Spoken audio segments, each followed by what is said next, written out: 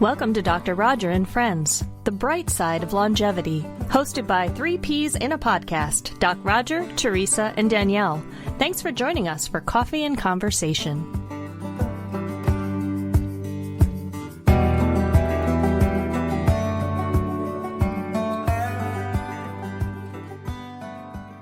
Where you live matters. So what does that mean?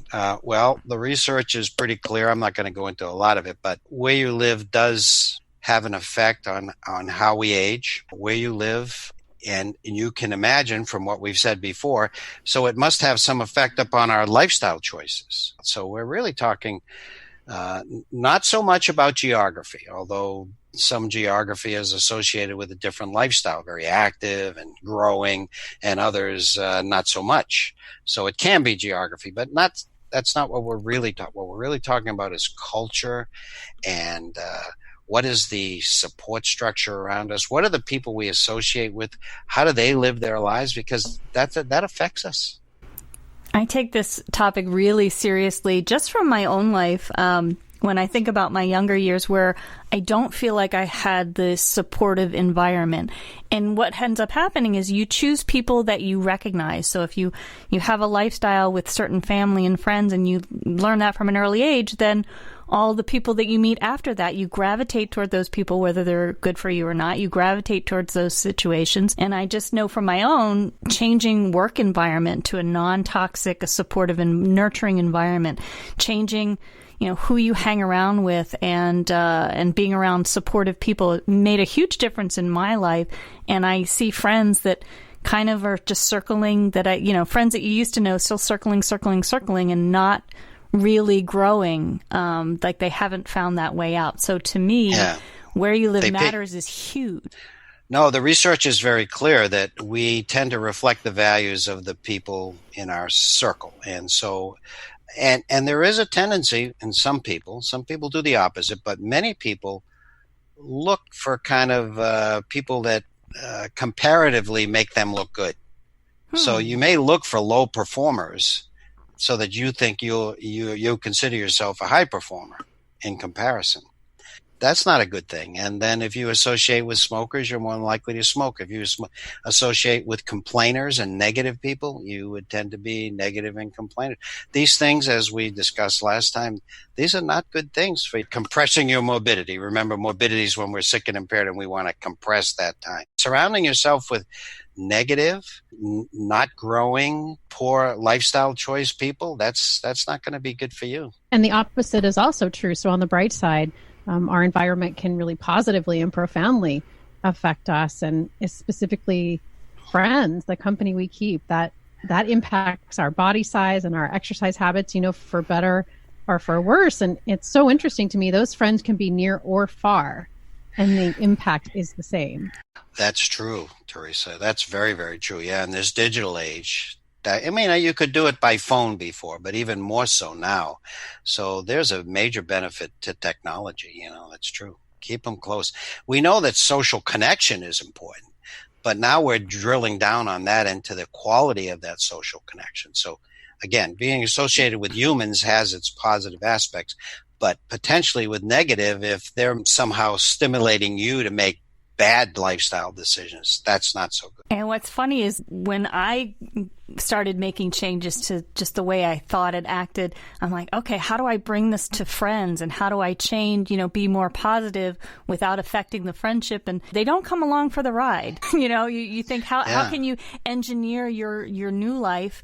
But the reality is you probably lose some people along the way because, if somebody's saying negative things and you're just silent, you're not feeding into it, well, they don't want to be around you anymore. Sometimes you got to make a decision. What are you going to do? Are you going to ditch some friends? How do we handle that? I think it's wise to have a conversation with them. If that doesn't work, just doing it is to say, sit them down and say, look, I love you. I like you. I want to be with you. You're a good friend of mine.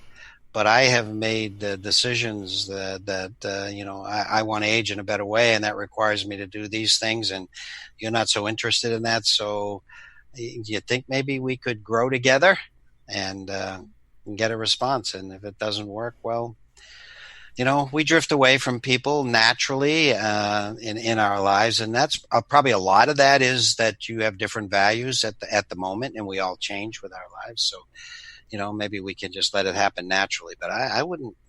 This is pretty important, and we discussed last time how lifestyle choices can have an effect even on our genetic material very, very quickly, and on our overall health very quickly. So probably we don't want to delay too long and hang around with Debbie Downers. That's right. And it's not just friendships. When you're ready to level up and you know where you're going, no matter what that looks like for you, what in your environment is helping you reach that goal and what is not helping you reach that goal. So every time you open the freezer to defrost something for dinner, are you looking at the dark chocolate chips or the chocolate chips you're trying to avoid? That's not serving you. Are friendships serving you? Your environment, can you get to the gym easily? Do you have a train? All of those things, whether it's bricks and mortar or people or junk in our pantry, are they serving the person you're becoming, or are they sabotaging? I think that's the question. Yeah, that's spoken like an excellent lifestyle coach. I like that because it forces you to do check-ins more regularly when you interact with people. How is that interaction? Or there's one study that found that if you left a bowl of fruit on your counter versus candy, you're going to automatically lose weight. The people who left the candy were more likely to put on weight, and the people who left healthy things visible to them were more likely to make better choices. If you're surrounded by people, I think here's the basics. I think if your environment is such that you feel good about yourself and you feel good about your ability and your investment in growing, and certain people make you feel good about yourself and about your ability to grow, then you're in a winning environment. You're in an environment that's most likely to help you have long telomeres, age in a better way, live long, die short. But if you're not, then I think that requires some attention, just like, say, not moving very much, and that requires attention to start moving a little more. Well, the environment is also one of those major lifestyle factors that are going to make a big difference. So I don't think we can be sort of passive about this. I think we should really evaluate how it all makes us feel and how we are in certain environments versus others. And, sometimes they may be hard decisions, but they'll be right ones, and we'll know they're right. Absolutely. And it's also what we say to ourselves, because at the end of the day, there may or may not be people cheering us on and clapping for us when we make small choices. At the end of the day, it's really us. And what messages are we sending ourselves? Are our thoughts, you've failed before, you're going to fail again, you're wasting your time, you can't do it?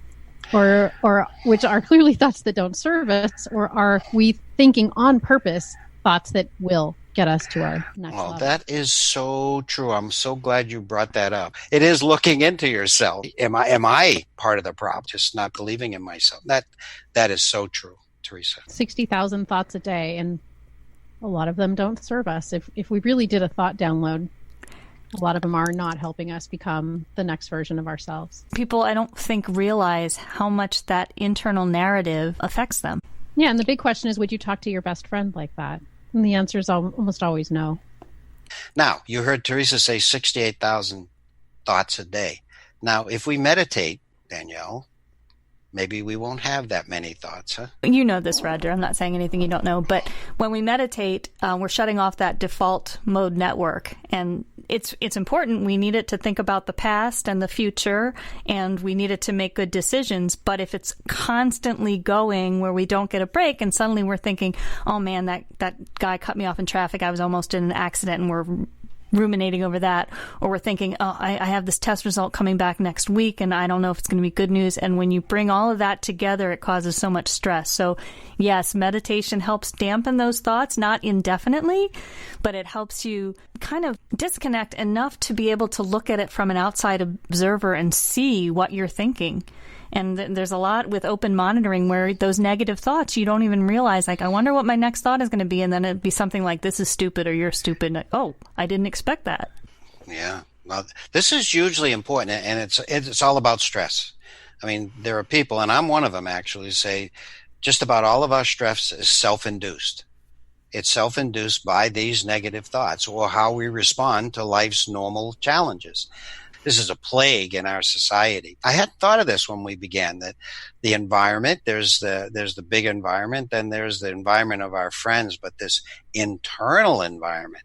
Guys, thank you. That was such a major contribution to this, to my thoughts on this, and hopefully our listeners too. That's hugely important. Internal and external. And I think another thing that we should perhaps get into on future discussions is how to navigate when you're making these changes with the culture around you. I remember a time where I'd say, oh, I only got 4 hours sleep, and somebody else is like, I only got 3 hours. I worked 60 hours this week. Oh, well, I worked like 80, and it's almost a competition. So when somebody says, can you do something? And you say, no, because I really need to unplug and go to bed early, or I'm not, and the culture is saying, no, you should be going like gangbusters. How do you navigate when you might be the outlier? You're the only one who's like going to practice self-care while everybody else is going to like keep going until they get a disease of some sort. You have to take the path less chosen. The data says that the happiest generation, the happiest decade is in the 70s, and 80s is close behind. That's a surprise to most people. But as someone in the first category, I can tell you that a lot of it is associated with this liberation from the tyranny of these kind of thoughts, the thoughts of, am I good enough? I have to be better. I have to prove myself. What are they thinking of me?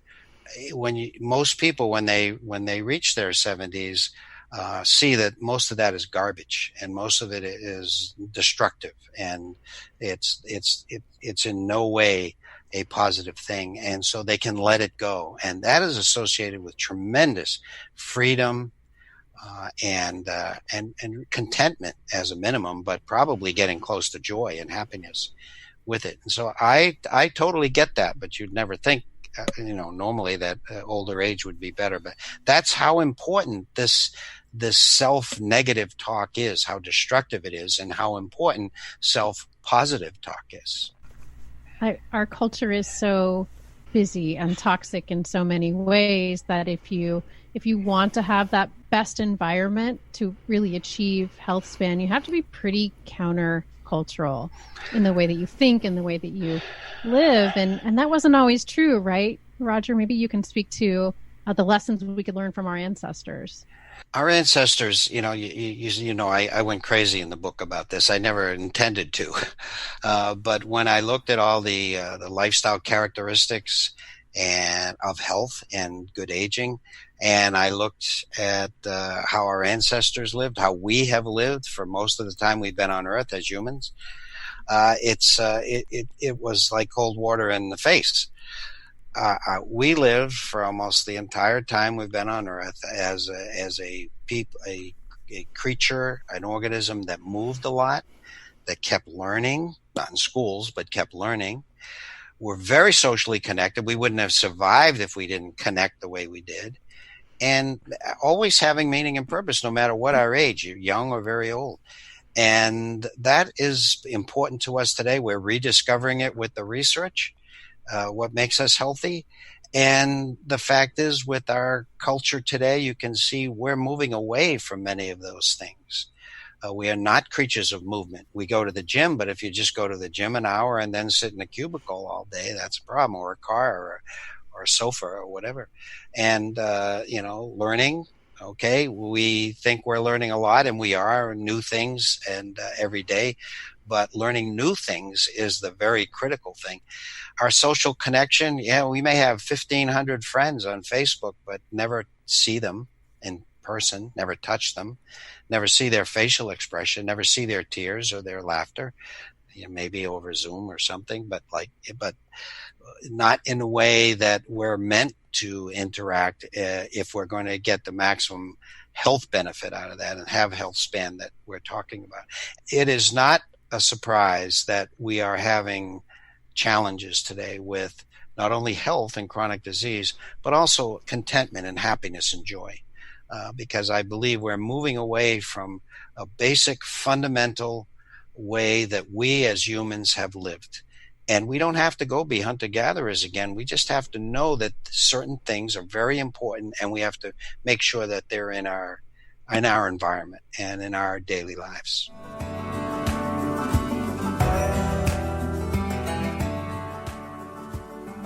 Hi, we hope this podcast is a source of inspiration. If you're ready to dive deeper into these concepts and really apply them in your life, join us over at Master Life. You'll have a personalized experience and lots of support to create your own long, bright future. mymasterlife.com.